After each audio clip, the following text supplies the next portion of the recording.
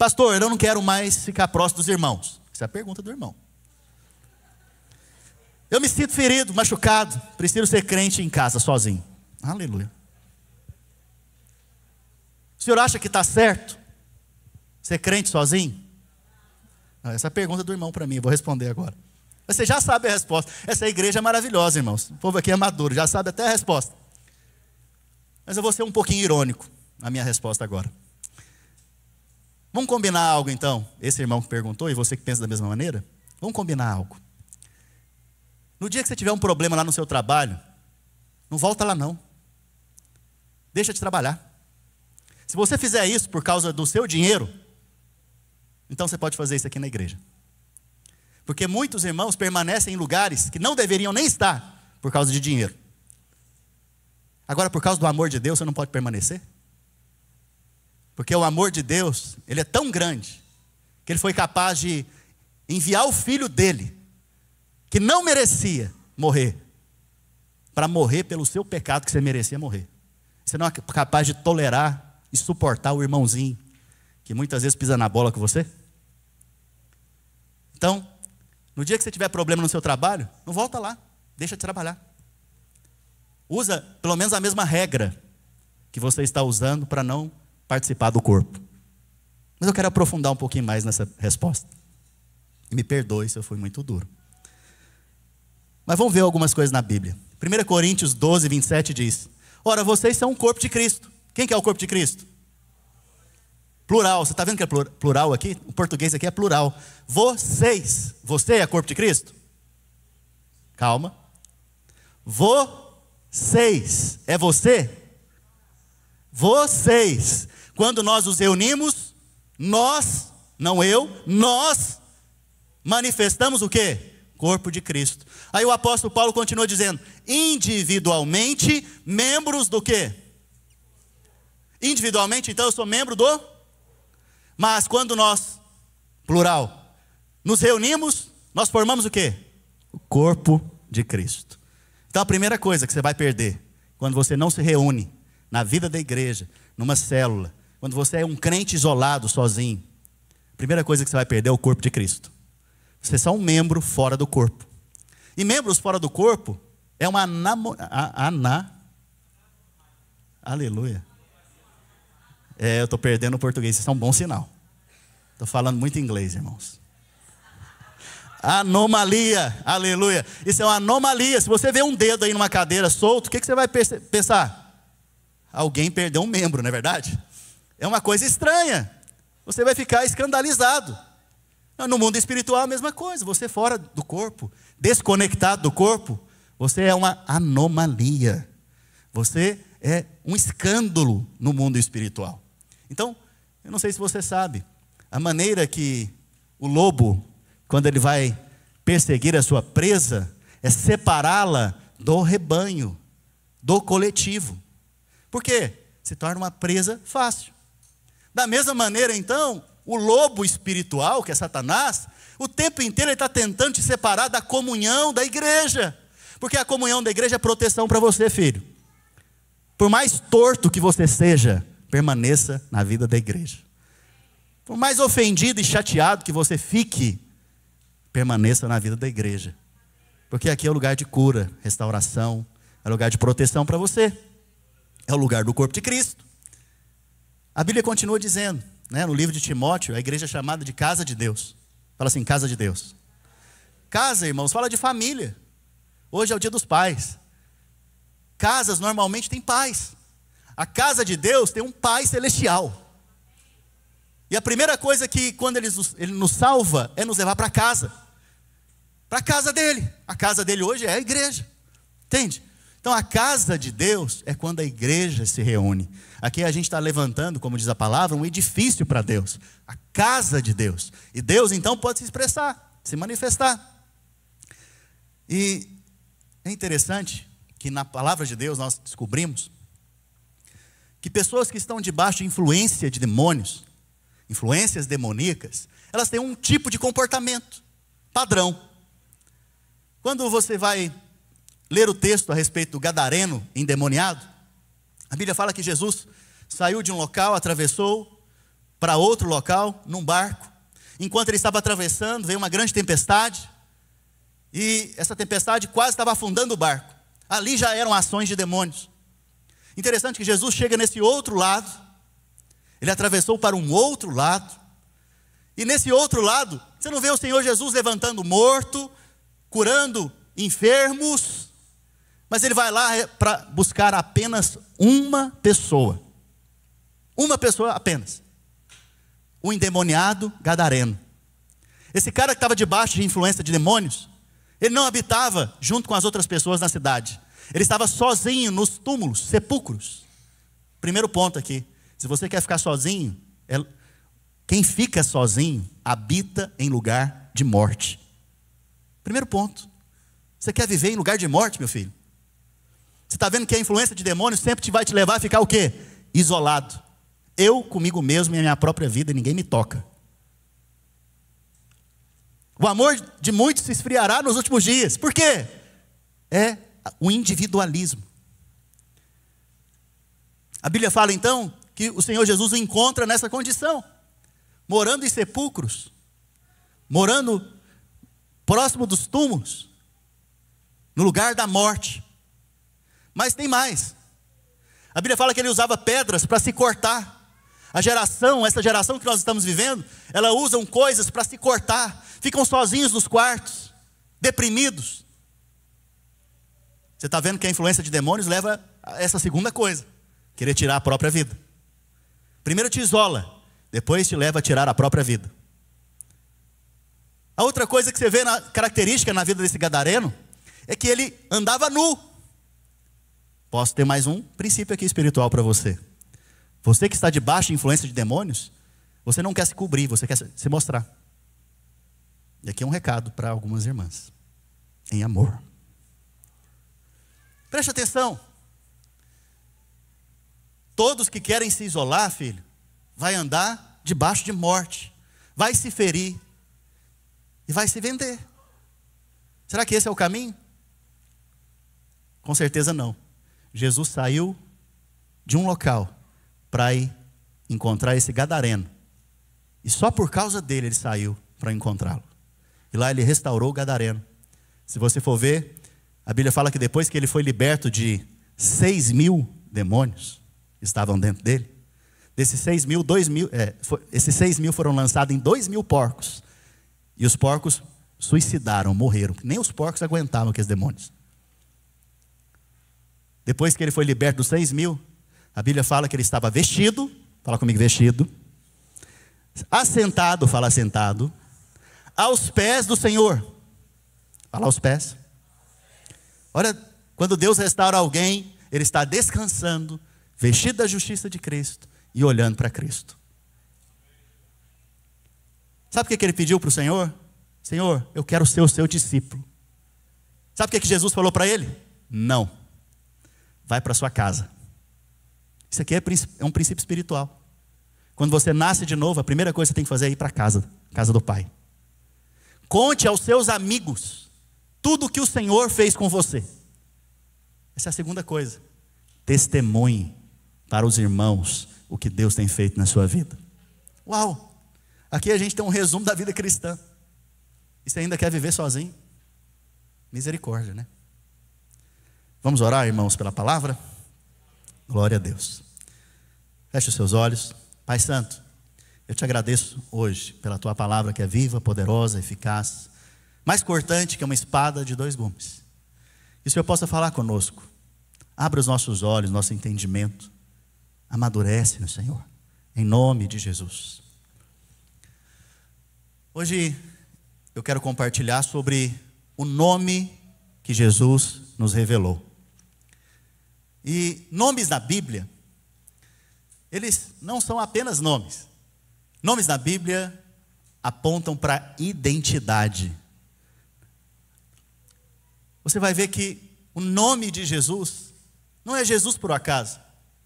É porque Jesus significa o quê? Salvador.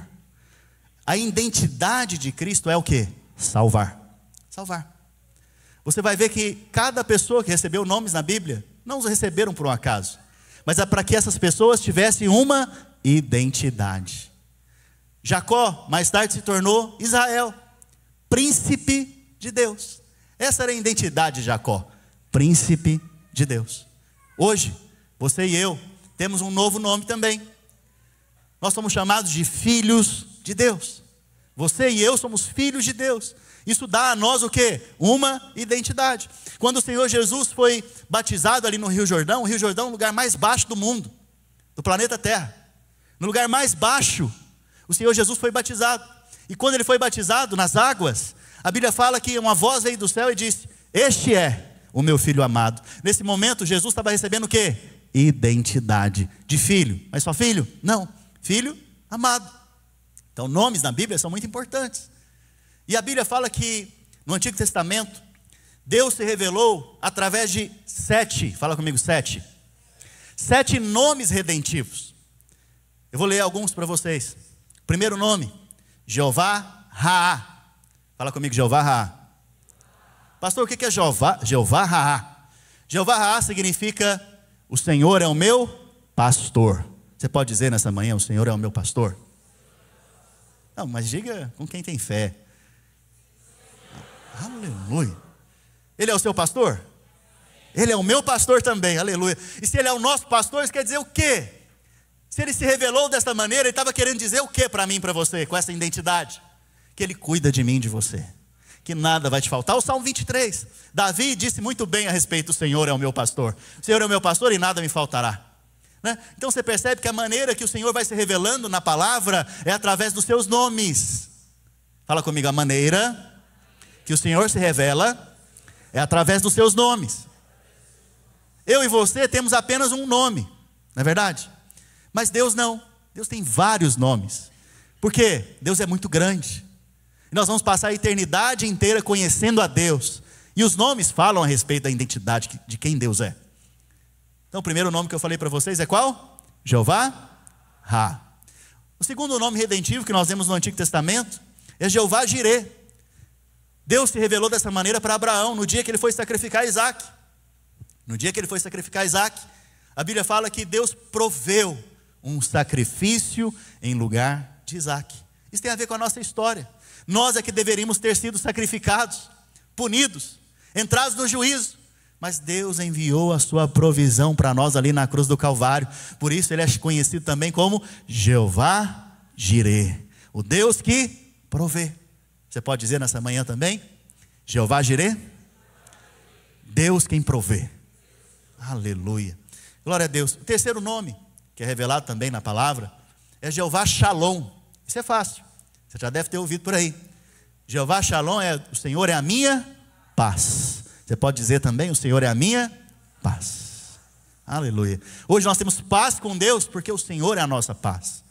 O Senhor Jesus Cristo é o príncipe da paz, né? Então o Senhor é a minha paz. Outro nome que o Senhor se revelou também, esse é o quarto nome, Jeová Rafá.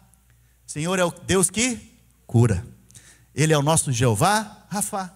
Olha que interessante, irmãos. Deus se revela como proteção, Deus se revela como provisão, Deus se revela também como paz, Deus se revela também como cura. Cura para nós. Ele é a sua cura. Se você está passando por algum problema de saúde, Ele te cura hoje. É apenas a maneira de você acessar isso é crendo que a palavra dele é verdade. Se é verdade, você pode crer e você vai receber pela fé, com a mão da fé, você vai acessar essas coisas. Amém? Então ele é o Jeová Rafá. Outro nome mais difícil um pouquinho de pronunciar é Jeová Tsidekenu. Tsidekenu. E quer dizer o quê? O Senhor é a minha justiça. Sabe, nós todos caímos, diz a palavra de Deus, e nos tornamos pecadores. Porque Adão caiu, nós também caímos. E o problema do homem todo era por causa da injustiça, do pecado. E o que Deus fez? Na cruz do Calvário, Ele fez o quê? Justiça. E não só isso, lá na cruz do Calvário, ao levar a nossa injustiça e o nosso pecado, Ele, além disso, te deu a justiça dEle. Por isso Ele é a sua justiça. Você pode dizer nessa manhã: o Senhor é a minha justiça. Aleluia. Outro nome o sexto nome, Jeová Samá, e quer dizer o Senhor é o Deus presente. O Senhor é presente. Interessante. Hoje de manhã minha filha me chamou e falou: papai, vem aqui no quarto. Eu estava preparando a palavra, falei: minha filha, não posso agora. E aí Deus falou no meu coração: você não pode, mas sempre que meus filhos pedirem, eu estou disponível. Eu falei: uau, o Senhor está sempre presente.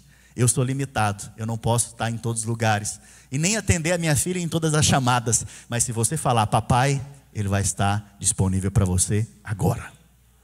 Por isso Ele é o Jeová Samá, o Deus presente. Por fim, o sétimo nome redentivo é Jeová Nissi. Jeová Nissi é o Senhor é a minha bandeira. Isso quer dizer o quê? O Senhor é a minha vitória, porque quando os exércitos eles ganhavam, eles levantavam as suas bandeiras. Por isso o nome redentivo do Senhor aqui é Jeová Nissi. O Senhor é a minha bandeira, ou em outras palavras, o Senhor é a minha vitória. Então você pode andar em vitória diante de qualquer circunstância, porque o Senhor é a sua vitória. Você pode dizer: o Senhor é a minha vitória? Então esses são 7 nomes redentivos. Depois lá na célula, o líder vai perguntar para cada um, para falar cada nome. Amém, líderes? Mas vai estar no boletim para você meditar também. Mas outro nome que se manifestou da parte de Deus na palavra é o nome que Ele falou para Moisés. Moisés estava na sarça e a Bíblia fala que Moisés perguntou: quem é o Senhor? E Deus respondeu para ele o quê? Eu sou. Que nome interessante esse, né? Em outras palavras, Deus estava dizendo o que para Moisés? Eu sou tudo que você precisa. O que você precisa? Eu sou. Eu sou provisão, eu sou abrigo, eu sou conforto, eu sou o amor, eu sou a graça, eu sou a bondade, eu sou a misericórdia, eu sou tudo que você precisa. O que você precisa hoje? Fala para Deus o que você precisa hoje aí agora. Tem coragem de falar? Fala então. Vocês estão olhando para mim? O que vocês não estão falando? Fala para Deus. E Deus vai te responder o quê? Eu sou. Esse foi outro nome que nós vemos na palavra, no Antigo Testamento, que Deus revelou. Mas você não vê na palavra o nome que Jesus revelou para nós a respeito de Deus. No Antigo Testamento, você não vê esse nome aparecendo ali. Você não vê ninguém falando com o Pai desta maneira. Quando o Senhor Jesus vem, ali por volta dos 12 anos de idade, a Bíblia fala que os pais dele se esqueceram dele. E aí me faz lembrar o quê? Que foi dito aqui no louvor mais cedo. Ainda que uma mãe se esquecesse do seu filho de colo, eu jamais me esqueceria de ti. A Bíblia fala que nesse momento, com 12 anos, por volta de 12 anos de idade, Jesus está na casa de quem? Na casa do Pai. E ele fala algo, quando os seus pais aqui da terra, José e Maria, questionam ele: por que você ficou aqui? Por que você não foi conosco? Ele falou: não convinha que eu estivesse na casa do meu pai, tratando dos negócios do meu pai? Essa foi a resposta dele. Aos 12 anos ele já tinha a revelação de Deus como o quê? Pai. E nós temos dificuldade de ter revelação de Deus como Pai. Jesus com 12 anos já sabia que Deus era Pai. E ninguém no Antigo Testamento chamava Deus de Pai, porque chamar Deus de Pai é como se colocar em posição de igualdade com Deus, da mesma natureza de Deus. E os homens caídos não tinham a natureza de Deus. Aquela história que na igreja católica se fala muito, e eu fui católico: todo mundo é filho de Deus. Mentira, isso não é verdade. A todos quanto conheceram, Deus lhe deu o poder de serem feitos, chamados filhos de Deus, a saber, os que clamam ou chamam pelo seu nome. Então, quem clamar Jesus, quem chamar a Jesus, esse se torna filho de Deus. Não são todos que são filhos de Deus, só aqueles que clamaram pelo Senhor Jesus Cristo, esses foram feitos filhos de Deus. A Bíblia fala então que o Senhor Jesus o tempo todo chamava Deus de quê? Pai. Pai. Você não viu o Senhor Jesus chamando Deus de Jeová Rafá, Jeová Shalom, Jeová Nissi. Você não via ele falando Jeová Samá. Não, ele só falava o quê? Pai. Em outros momentos ele falava papai. Então fala comigo: pai. Agora fala papai. Quando Jesus ia ensinar no monte, ele estava ensinando para as pessoas ali, ele falava: o vosso pai, o Pai, o Pai. Quando ele ia falar com os discípulos, num ambiente de mais intimidade, ele falava, o papai, o papai, o papai. Essa era a maneira que o Senhor falava com o Pai. Ele reportava-se desta maneira. Era dessa maneira que ele chamava Deus. Ele chamava como? De Pai. Então, o Senhor Jesus veio para nos revelar um novo nome. Qual que é o novo nome de Deus? Pai. Você pode dizer? Papai. Interessante que, em determinado momento do ministério do Senhor Jesus, os discípulos estavam próximos dele, e aí, eles falaram, Senhor, ensina-nos a orar. Alguém lembra dessa oração? Vamos lá, vamos fazer junto? Será que vocês lembram ainda? 1, 2, 3 e... Pai nosso, que estais nos céus, santificado seja o vosso nome. Venha a nós o vosso reino. Seja feita a tua vontade, assim na terra como no céu. O pão nosso de cada dia que nos dá hoje. Assim, não, mas livra. Amém? Concluindo ainda, porque teu é o reino, o poder e a glória para sempre. Glória a Deus. Veja, nessa oração de Jesus estão praticamente todos os nomes redentivos de Deus. Mas ele começa a oração dizendo o quê? A prioridade máxima: Deus é Pai, Deus é Papai. Então, discípulos, vocês querem aprender? Aprendam a chamar Deus de Pai. Você pode aprender a dizer que seu Deus é seu Pai? Você não é órfão. Você tem um Pai, e esse Pai é celestial. A Bíblia diz então que se Deus é o seu Pai, o meu Pai, isso tem uma consequência. Se você crê que Deus é o seu Pai, isso quer dizer que você é o quê então? Filho. Então a próxima coisa que Jesus vai revelar para você e para mim é que você é filho de Deus.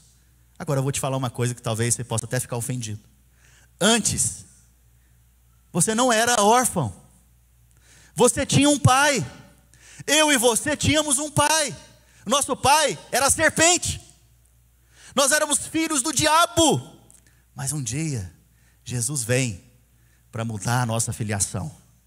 Mas para mudar a nossa filiação, não tem como, a não ser que você morra. O que ele fez então na cruz? Lá na cruz não foi só Jesus que morreu. Você morreu com ele. Naquele dia, o seu pai, que era a serpente, deixou de ser seu pai, porque você morreu.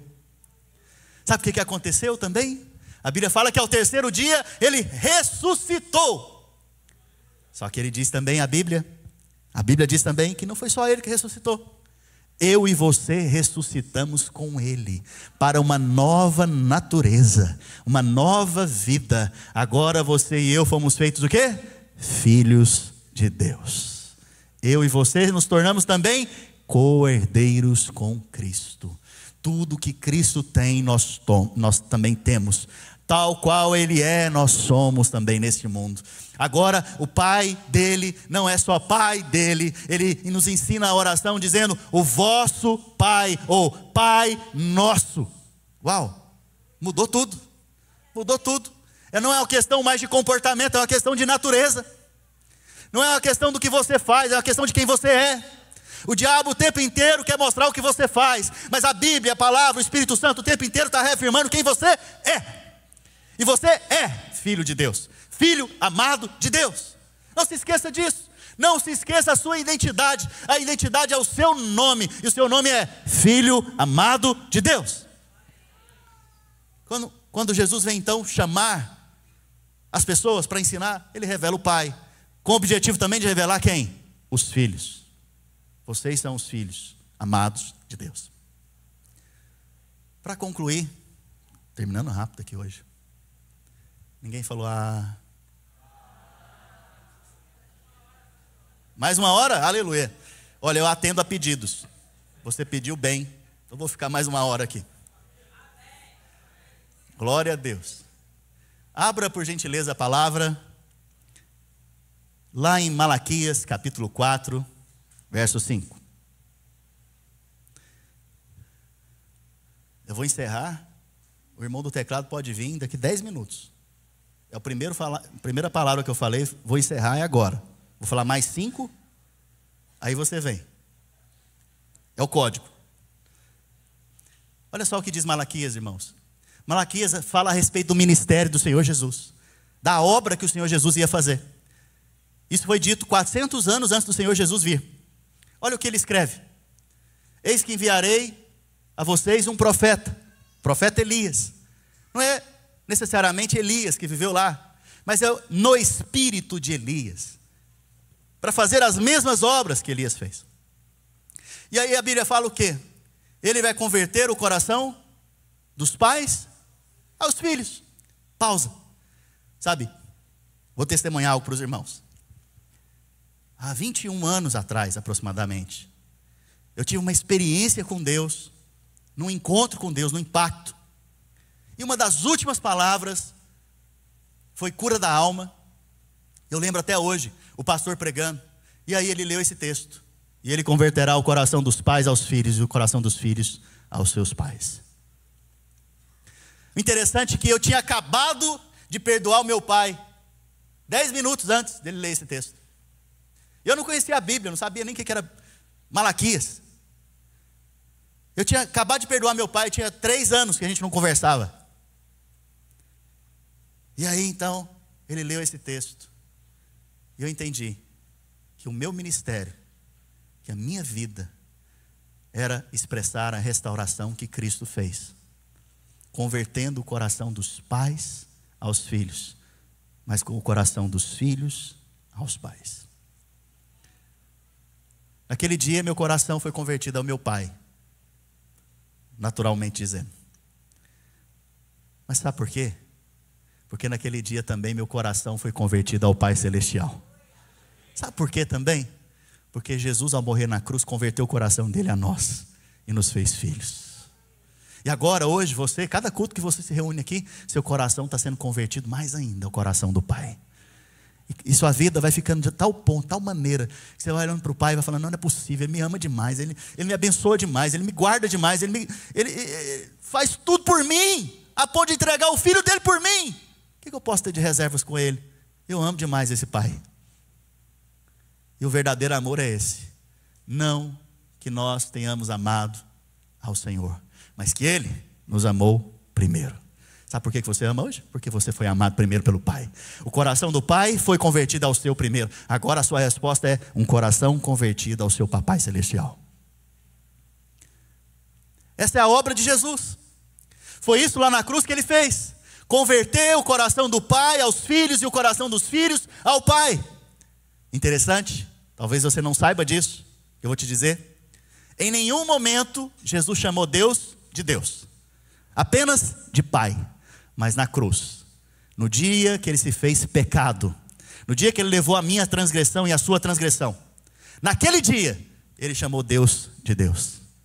Ele falou: Eli, Eli, lama sabachthani, Deus meu, por que me desamparaste? Aqui Ele não fala Pai. Por quê? Porque naquele dia Ele chamou Deus de Deus, para que hoje você pudesse falar: Deus, meu Pai. Trocou de lugar, filho. Ali Ele recebeu o que você merece, para te dar hoje o que você não merece: um Pai. Para encerrar, para encerrar, abra a Bíblia, nós vamos ler uma parábola que Jesus contou. E quando Ele contou essa parábola, foi para mostrar quem é o Pai. Foi para revelar para nós, com mais profundidade, quem é o seu Pai Celestial. Quem é o nosso Pai Celestial. E essa parábola ela é conhecida como a parábola do filho pródigo. Mas na verdade o herói dessa parábola não é o filho pródigo. O herói dessa parábola é o Pai. Ela deveria ser conhecida então, não como a parábola do filho pródigo, mas os estudiosos definiram essa parábola dessa maneira. Mas eu te falo que ela deveria ser conhecida como a parábola do Pai amoroso, do Pai que restaura, do Pai que te aceita. Esse é o herói dessa parábola, o Pai. E Jesus começa então contando essa parábola. Certo homem tinha 2 filhos.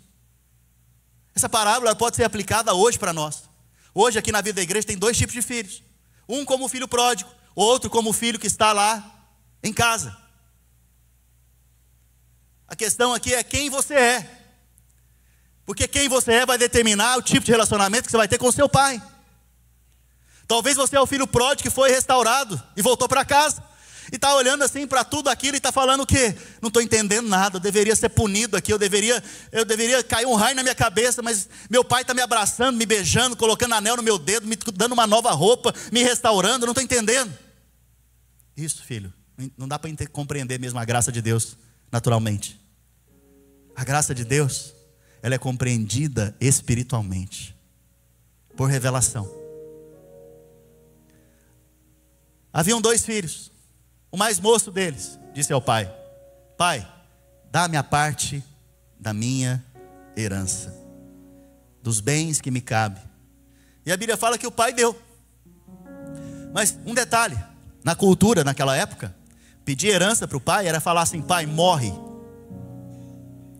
Se você pede a morte para o seu pai, naquela época, segundo a lei no Antigo Testamento, você deveria morrer apedrejado, porque era uma desonra altíssima. Então aquele menino deveria o quê? Morrer. O pai sabia disso? Sabia. Fez? Não. Da mesma maneira, nós que rejeitamos a Deus, nós deveríamos todos morrer. Porque a Bíblia diz que todos pecaram. Todos são todos. E carecem da glória de Deus. A dívida para quem pecou é a morte. Você vai pagar com a sua vida. Não para uma morte física simplesmente, mas uma morte eterna, que não tem fim. Mas a Bíblia diz que esse jovem pegou os seus bens. E depois de longos dias, ele foi embora de casa. A Bíblia fala que ele gastou dissolutamente. Ou seja, não fazia conta de nada. Tudo que queria, comprava. Tudo que queria, gastava. E gastou também com os seus amigos. A Bíblia fala que depois veio uma crise na terra. E depois dessa crise, ele ficou pobre. Muito pobre. A ponto de, sendo judeu na história, foi trabalhar como porqueiro. Foi cuidar de porcos. Judeu não come carne de porco. Judeu nem encosta em porco. Ele estava no pior momento da sua vida. Como se não bastasse, ele estava com fome, não tinha o que comer, comeu a comida dos porcos. Lá em Minas Gerais e lá em Goiás, comida de porco é lavagem. Eu não sei nos outros estados. Lavagem é aquilo que sobra. Olha a condição desse moço. A mesma condição dele era a nossa antes de conhecer o Senhor. A gente estava nesse mundo falido, quebrado espiritualmente, comendo comida dos porcos. Mas a Bíblia fala que enquanto ele estava lá, ele lembrou de algo. Ele falou: olha, eu estou aqui comendo comida de porco, cuidando de porco. Meu pai, ele alimenta bem os seus empregados. Se eu voltar para casa e trabalhar pelo menos como um empregado, eu também vou comer bem. Então eu vou embora. A Bíblia fala que naquele momento, ele criou um discurso na sua cabeça. Quando eu chegar então, diante do meu pai, eu vou falar: pai, pequei contra os céus, pequei contra o Senhor. Me perdoa. É um discurso bonito, não é? Sim ou não? Aí alguns leem esse texto e falam: aí, você está vendo? O pai só aceitou ele de volta porque ele se arrependeu. Eu pergunto para você: você acha mesmo que ele se arrependeu? Você acha mesmo que a Bíblia está falando aqui que ele se arrependeu de pedir a morte do pai? Não. O que levou ele de volta para o pai? O coração? Nossa, o que eu fiz com meu pai? Meu Deus do céu. Foi isso que ele fez? Não, não foi o coração, foi mais embaixo, a barriga. A fome. A necessidade. Você sabia que um dos maiores evangelistas que tem na vida da igreja são as necessidades? Porque as necessidades te trazem de volta para a casa de Deus. Que você não precisa desse evangelista. Que o coração que tem revelação do amor do Pai por você, te faça estar na casa de Deus todos os dias da sua vida. A Bíblia fala que ele voltou para casa. Quando ele estava chegando, ainda distante, longe, a Bíblia diz que o pai o avistou. Preste atenção, olha aqui para mim. Por mais longe que você esteja, o pai não tira os olhos de você. De longe. A Bíblia fala que quando o avistou, o pai não ficou parado. Agora esse menino vai vir arrastando aqui, vai pedir perdão. Não foi isso que ele fez. A Bíblia fala que o pai saiu correndo. E a palavra correr aqui, na Bíblia, é a palavra traduzida para hoje, para você entender. Ele deu um sprint. Ele fez como o Bolt, né? O Usain Bolt. Ele correu mais do que o maior corredor que existe hoje. Ele deu uma corrida muito apressada. Mas na parábola, esse pai já é idoso. E naquela época ele não vestia bermuda, vestia aquelas saias compridas. E para um homem de idade levantar sua saia e correr, era uma desonra. Jesus na cruz do Calvário, nu, em desonra, não considerou essa desonra para poder morrer por mim e por você. A Bíblia fala que ele saiu correndo apressado em direção ao filho, para você perceber que o pai está de braços abertos para te receber, não importa quão distante você esteja. A Bíblia fala então que naquele momento o pai colocou no seu dedo um anel, deu vestes novas para ele, colocou sandálias nos seus pés. E agora o filho vai falar. A Bíblia fala que ele vai dizer agora algo. E ele vem com o discurso: Pai, pequei contra os céus e pequei contra o Senhor. Me trata pelo menos como um dos seus empregados. Bonito esse discurso, não é? Comovente, não? A Bíblia fala que o pai ignorou e falou: mate o sacrifício, vamos fazer uma festa, porque hoje esse menino que estava morto voltou a viver, estava perdido e foi achado. Toda desculpa que você está querendo dar diante de Deus para se justificar, Deus ignora. Sabe por que ele ignora? Porque ele só aceita o sacrifício do filho. Só a justificação em Cristo que ele aceita. Os seus argumentos não são aceitos diante do Pai. Apenas o argumento de Cristo.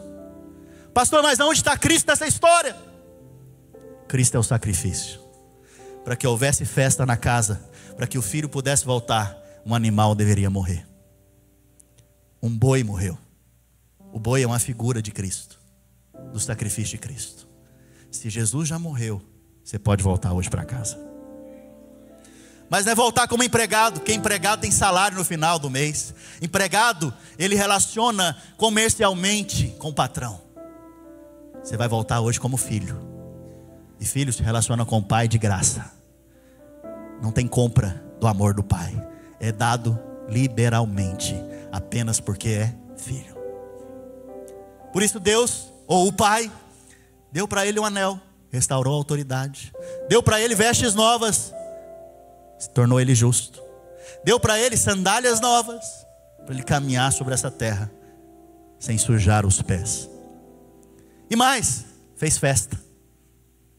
Esse é o primeiro filho.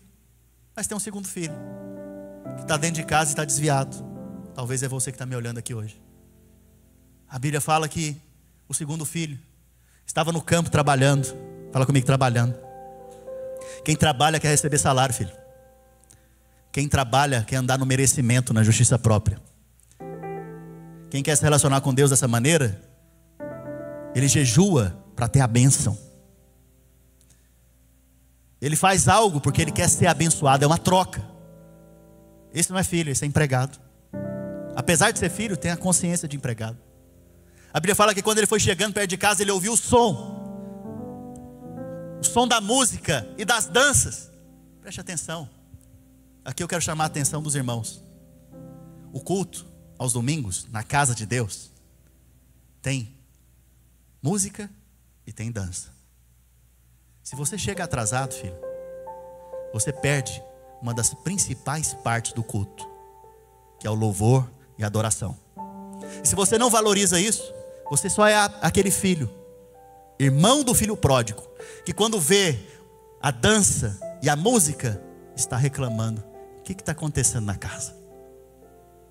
Chega no horário, vem adorar a Deus, vem fazer de forma completa, vem participar da festa, da celebração. Festa e celebração tem música, tem dança. Não venha só pela palavra, é importante, mas o louvor e a adoração também são importantes. A Bíblia fala que o irmão do filho pródigo, ao ver a música e as danças, ficou indignado. Talvez você vê irmãos dançando, louvando, adorando a Deus, você fica indignado. Você só é o irmão do filho pródigo. Você ainda não aprendeu a celebrar, porque você acha que você merece alguma coisa. Porque quem não merece, a hora que descobre que é perdoado, que é restaurado, ele só tem louvores a dar, alegria, exaltação ao Pai. A Bíblia fala que o irmão ficou indignado. Então agora o pai vem para falar com ele. E ele fala: esse teu filho nem é irmão dele, nem chama de irmão, nem o trata como irmão. E outra, quando ele vai falar com o pai, ele não fala o Senhor, o pai. Ele fala como se falasse com qualquer um. Porque o irmão do filho pródigo perdeu a honra para com o pai, porque ele acha que ele merecia ser tratado diferente. A Bíblia fala então: esse teu filho foi lá e gastou tudo com meretrizes, e agora você está aceitando ele de volta? Isso é um absurdo. O pai falou o que para ele? Seu irmão estava morto e reviveu, estava perdido e foi encontrado. Importa que a gente celebre a vida do seu irmão, que nós havíamos perdido. A Bíblia fala que esse irmão do filho pródigo ficou triste. Por quê? Porque estava dentro de casa, mas estava perdido, mais do que o filho pródigo que estava lá fora. Porque relacionava com seu pai no merecimento, não através da graça e do amor de Deus como pai. Talvez você é o filho pródigo que está aqui hoje, volta para casa. Mas talvez você é o irmão do filho pródigo que está dentro de casa, perdido e desviado. Hoje é dia de você voltar para casa também. Mas voltar para casa aqui não é voltar para casa, é voltar para o amor do pai, é voltar a se relacionar com o seu pai, é voltar a desfrutar do amor do seu pai por você. Eu gostaria que a gente ficasse de pé agora. Eu vou fazer 2 apelos rapidamente para honrar o nosso Pai Celestial.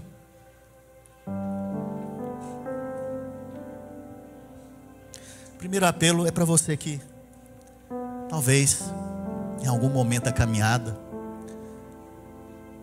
você sentiu que você saiu da casa, da comunhão, você se tornou um filho pródigo e veio comer até as comidas lá dos porcos desse mundo. Eu creio que nesse dia que você fez isso, você teve coragem de sair. Hoje eu quero que você tenha coragem para voltar. A coragem que o Senhor te deu, porque Ele te convenceu da bondade dEle por você. Vem aqui à frente agora. Deixa eu te ver. Testemunha para a igreja, você que tem sido um filho pródigo. Volta para casa correndo. Aleluia. Porque o seu pai vem correndo ao seu encontro. Alguém pode abraçar aqui nosso irmão?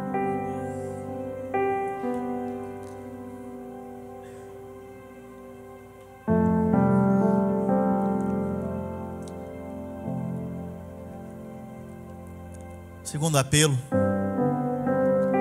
para aquele que está dentro da casa, mas tem relacionado com Deus baseado no merecimento. E a hora que você vê seu filho, o seu irmão pródigo, você fala: isso é injusto. Você fala: isso é injusto.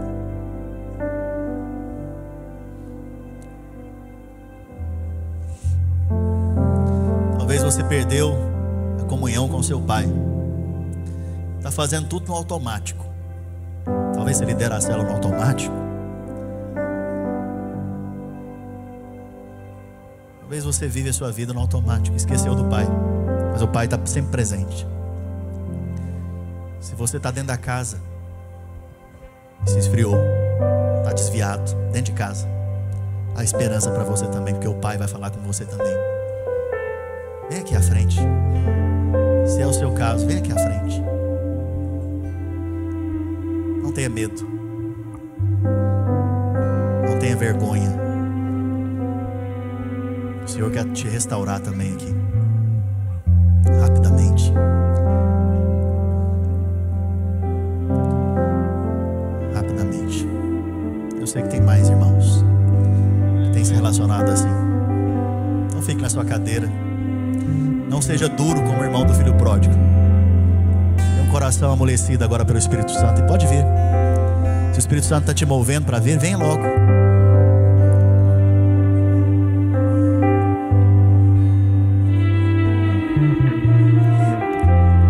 Gostaria que alguns irmãos viessem aqui abraçar esses amados.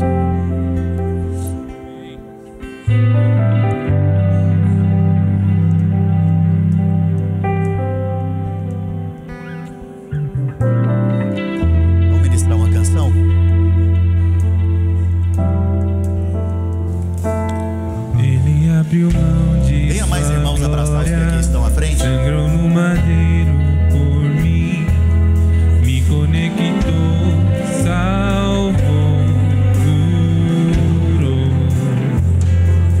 Ele me deu um destino, uma capa e um pouco de vinho. Ele me deu unção, cajado e pão.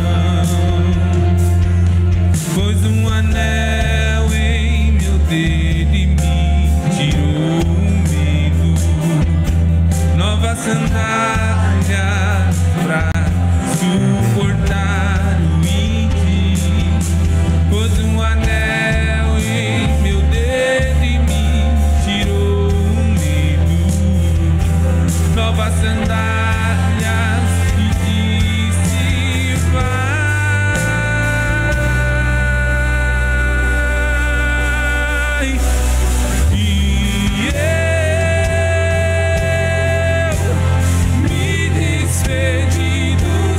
Pais, eu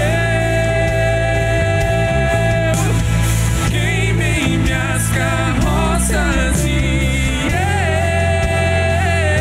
eu afundei meus barcos no cais e eu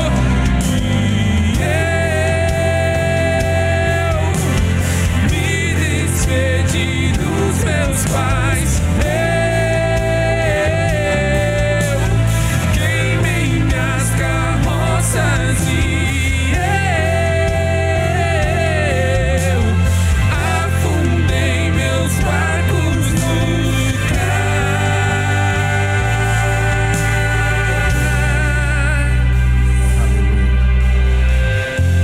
Aonde eu irei?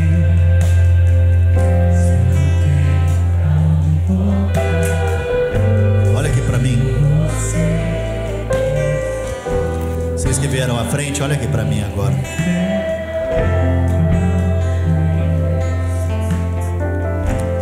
O Senhor hoje está restaurando vocês. Hein? O verdadeiro amor lança fora todo medo. Não precisa ter medo mais. Você é aceito dentro de casa. Seu Pai Celestial te aceita. Tem algo que ele disse pro irmão do filho pródigo: acaso vocês não sabem, você não sabe, que que tudo que eu tenho é seu. Que promessa maravilhosa. Tudo que eu tenho é seu. Tudo que eu tenho é seu, diz o Senhor. O amor de Deus nos constrange, diz a palavra, a ponto de sermos chamados filhos de Deus. Vocês possam ir para casa hoje com a consciência que vocês são filhos amados de Deus. Vocês não são empregados. Vocês não estão aqui simplesmente para trabalhar. A primeira coisa que vocês estão aqui é para ser filhos. Amém? Estenda a sua mão, vamos abençoar os irmãos. Pai Santo, nós abençoamos a vida desses amados aqui. Eu declaro que todos eles voltaram para casa hoje. Declaro que todos eles voltaram para o peito do amor do Pai, lugar da intimidade do Pai.